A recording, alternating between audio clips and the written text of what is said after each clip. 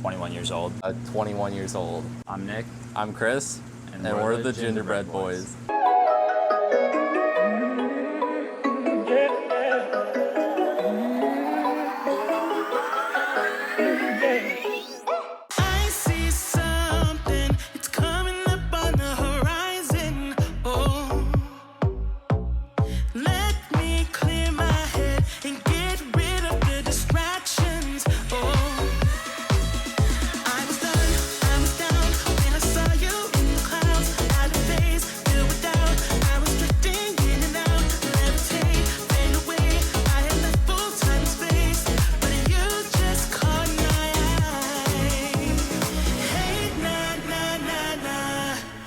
Won't you come over? Let me get to know ya. Hey, nah, nah, nah, nah. Delve into emotion. Leave us in this moment. We're open December 1st of 2018. When I first started like doing like the fish stuff, I would go and I was in school, so I mean it was middle school, high school. Then I started going along with Nick to some of the shows. The first one we went to was the Seamass Frag Swap. That was, I don't remember the exact year, but it was a long time ago now. We went and we brought our 75-gallon fish tank there. We were just barely getting out of just barely starting to grow coral, and it's nice to look back because to see how far we've come. Like we hauled 75 gallons of water in a fish tank, the big fish tank, to a trade show and sold corals out of it. We thought we were big hot shots, you know, selling so much stuff. For the most part, before Aquariums, I was helping my dad do siding windows and doors, like different renovations and stuff like that. Just a bunch of like little side projects and just kind of like learning how to do things overall. In my hands, I enjoy like doing stuff, so it's helped with the aquarium aspect. Like if I need something done, I'll get it done. If I need to build a stand, I'll build a stand. I need to plumb a tank, I'll plumb a tank. It makes it a lot easier for the stuff that I learned how to do earlier. I won the frag off this last weekend.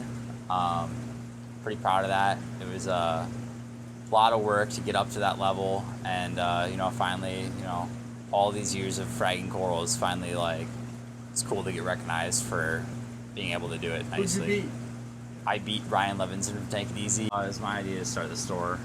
It's more of like getting pushed on by my parents, trying to get some tanks out of the house, but it was overall. Is that a true story? Yeah, no, it definitely is. It's been a long time making, but it finally did happen. So, and then How do you like working with your brother? Oh, I hate it. I hate it. You hate it? Yeah. It's great at all times. He's a pain. He's a pain. I do pretty much everything to do with the livestock. Basically manage the shipments coming in, livestock wise, and also I do all the accounting and paying the bills and make that type of thing. Do all of the like dry goods, the inventory management, and like purchasing, receiving, stuff like that. I'm the one that's to blame for the website not being running yet. Soon. 3 years in the making. I mean, I remember designing the logo. I called a graphic artist and was like, hey, can you design me a gingerbread man with red hair? And he like came back and it was like literal red, not orange. But so I was like, can you make it orange like a pumpkin? And he came back and it was awesome. So it's the logo that's stuck so far. I mean, just finding something that you love to do and just keep doing it. Like, I mean, really, I've done a lot of things.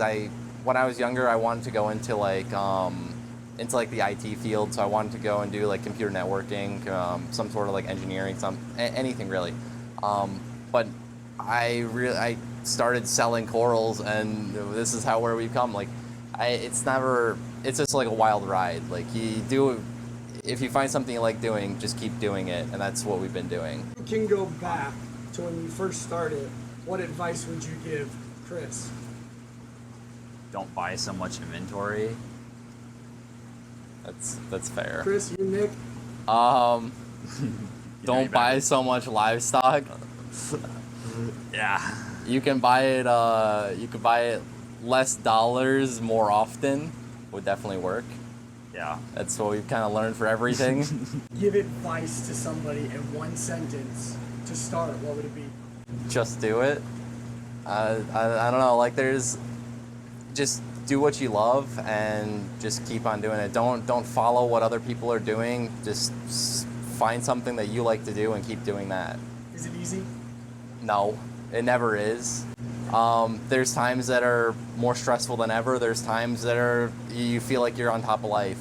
It just depends on the week. I'd say like there's always ups and downs in the industry. Like I'd say probably the lowest one was we went to Reefapalooza, New York, maybe 2016. Like it was a couple of years ago. And we lost the whole tank with a coral because we had a heater with an external probe on it, and the probe came out of the tank and it cooked the entire tank with a coral. And it's really disheartening when you like have stuff that you grew and then it's all taken away from you when you literally had no control over it. If you can give one piece of advice to anybody, young or old, that wants to try to do something even similar to what you guys do, what would you tell them? Start slow. I mean, I would take your time to do it, but like overall, don't cheap out. Like we went and cheaped out on some equipment, and you end up replacing it in the future. So building a business in general, like buying the lesser expensive stuff is not always better, but you're usually gonna end up costing you money in the future. So you're spending your money on and just watching expenses and all that. How many employees do you have? We have 5 employees Currently. How does it feel to provide jobs for people in a community? Feels good. I mean, it's good to be able to support people, but It's kind of weird. it is. It's kind of weird to think about it, that you're like, because like, you're not the one that's working. I mean, you're Yeah, what?